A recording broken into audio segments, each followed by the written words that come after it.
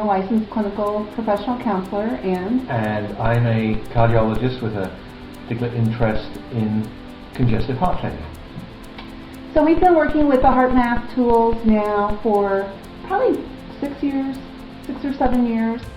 We came across, when we saw the research that was done with some patients with congestive heart failure, and became very enamored, and I started using it in my private psychotherapy practice, and we started using it in the congestive heart failure practice, and now we're actually doing a study with patients using the quick coherence technique.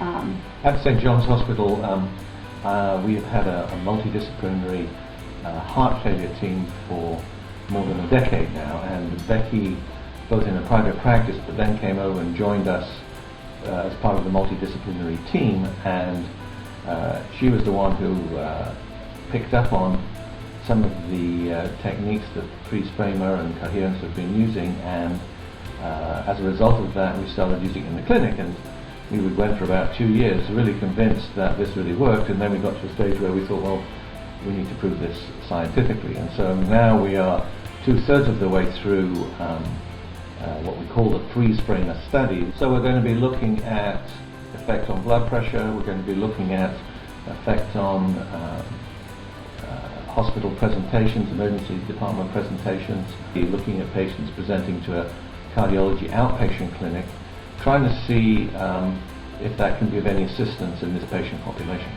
We're just really teaching people quick coherence and asking them to practice that at least 10 minutes twice a day. And we have seen some real changes in people. To speak for ourselves, I've used it during times of pain. I gave birth to a 11-pound baby in our home using these techniques. And also just during times of discomfort, I found it to be very helpful.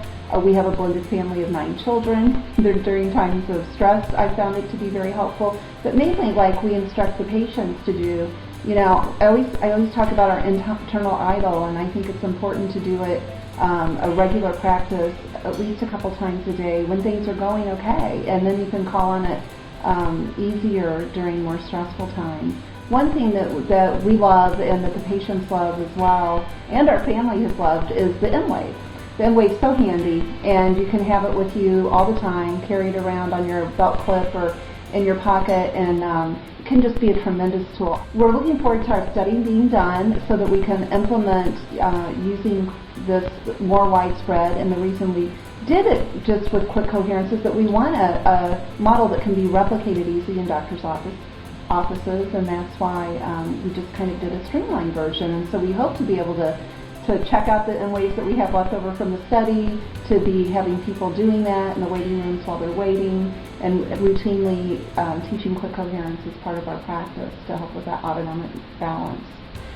We're going to be very excited to see what the results are when we just enroll the last 40-odd patients. So we wish you a happy Heart Month, and remember to go to your heart when you need to be centered, and do the quick coherence method, and that's where we remind ourselves to be much of our time, and we wish you the best with your practice. All the best. Take care.